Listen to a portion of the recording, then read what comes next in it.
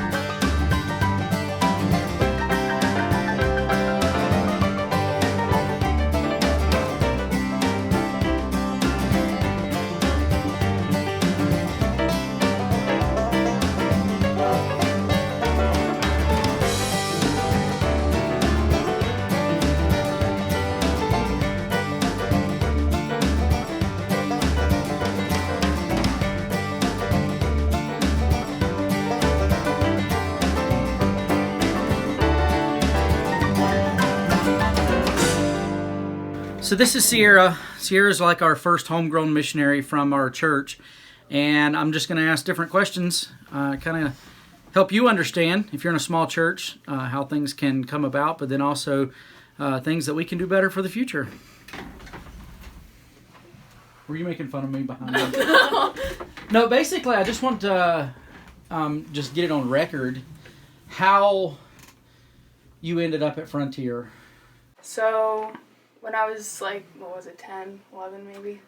10, because that's how old you were when Ashley and Alyssa were born. Okay, so 10 years old, we had Awanas at our old church that we went to, and the pastor had asked if anybody wanted to be saved to go up to the front. Well, I was already saved, been saved since I was 7, but I still raised my hand and went to the front, and he was like, you know, you're already saved. And I'm like, well, yeah, I know that. But I told him I wanted to be a missionary at 10 years old. And then, when did Melanie come down? So when she came down here and was sharing about her missionary experiences over in Papua New Guinea, that kind of sparked a little bit more of my interest in missions. Frontier is very much focused on missions, both rural and foreign. And so I was like, okay. So I prayed about it a lot. And so that's how I ended up at Frontier. And for my emphasis, I chose missions because, well, obviously since I was 10 years old, I've had that desire and that calling. And you've been on how many mission trips? 4. So Wyoming, Utah, and to Brazil twice. To Brazil. Yeah, so 4 times. Yep. So when you made a decision to, that you were called to missions, was that something that church encouraged? And is that something our church has encouraged in you, is missions? Or has there been do you feel like it's something you had to fight against? Yeah, I did not have to fight against it at all. The church in Forsyth did a really good job at portraying missions and having that on the front lines. And then coming down here, we talk about missions a lot. We do. A lot in the mission moment, and then you encourage us all the time to go on mission trips, whether it's to the nearest town or even here or overseas. Right. So it's always been right there for me. I don't want anybody to think that, just because I made a mistake means that I'm not useful to God anymore. And when you go through the teenage years, there's always going to be things that we do that are dumb. How did you keep focused and said, God can still use me? And who encouraged you and told you God still loves you even if you mess up? I struggled a lot because I messed up quite a bit. But you read in the stories like Abraham, he didn't think he was qualified, or even David, the whole thing with Bathsheba, he was still, he is known as the man after God's own heart. Mm-hmm. And so it's like, okay, when you think about it, God doesn't call the righteous, or he doesn't equip, how does that work? How does that quote go? He doesn't call the equipped, he equips the called. Right. And so, with that, like, you don't have to be perfect. God doesn't want to use perfect people, because nobody's perfect. Only Jesus is perfect. Right. Are there things that the church was helpful in, things that we could do better?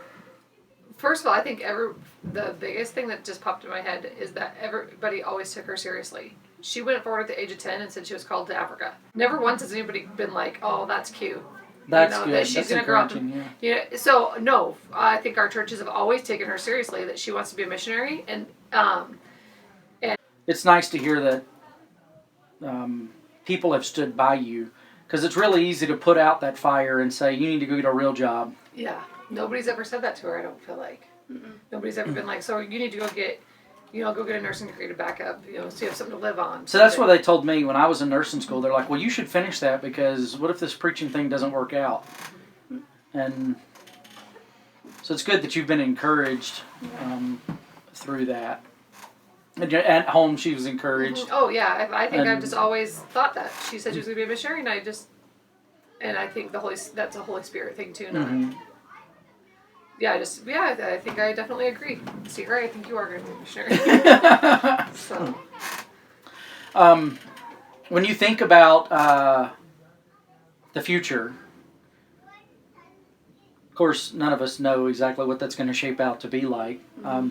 Do you feel prepared For missions? for whatever God might call you to do? Yes, very much so. That's from the training of the church too. Well, that's what I wanted to see, is how much of that is Bible college, because I think it's very important for people to go to Bible college. But at the same time, I don't think anybody should be able to grow up in a church and be ill-prepared. You shouldn't show up at Bible college and be like, which one's Luke again? And he did what? So explain a little bit about how both of those prepared you. Even like when we're in Sunday school and we're young, growing up in that and just being around that all, we get to see how you guys live out your lives. And so when we see that you are completely trusting God, we know that even no matter what comes our way in the future, we can do that too. And then also here at this church, you put us in positions. So in, say, music or helping with offering, you get us involved in the church. But for the teaching wise, I mean, it's all straight from the Bible. Mm-hmm. And you make it applicable. You don't make us regurgitate information. You make us think for ourselves. And that really benefited me when I got to school, because I wasn't just regurgitating what the teachers wanted to hear. I was able to study the Bible out more effectively for myself and my own devotionals, but also for my classes. So you didn't feel overwhelmed when you got there? No. Good. Like you were telling me the first year was pretty... Oh yeah, freshman year was a breeze. And that's a testament to local churches. That's what it should be. Is there anything that you would want to say to the church as far as what they've meant to you? Both our church and the church in Forsyth. I would just want to start off by saying thank you, because with all the circumstances that happened to me when I was younger in my life, I could be somewhere else. Yeah, it was a mess, wasn't it? Somewhere else. I think about it often. I'm like, God, you really saved me. You blessed me tremendously with 2 really good church families. And so, yeah, I would say thank you. And with these younger kids that are still here, keep pushing them in the church and have them do more and get them out there.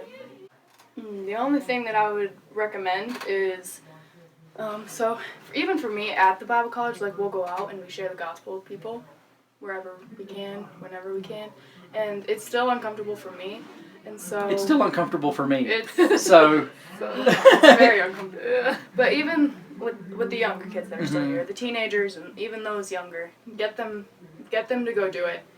And I mean, you guys teach them how to do it. They just don't really. We need to help create more opportunities for that to happen.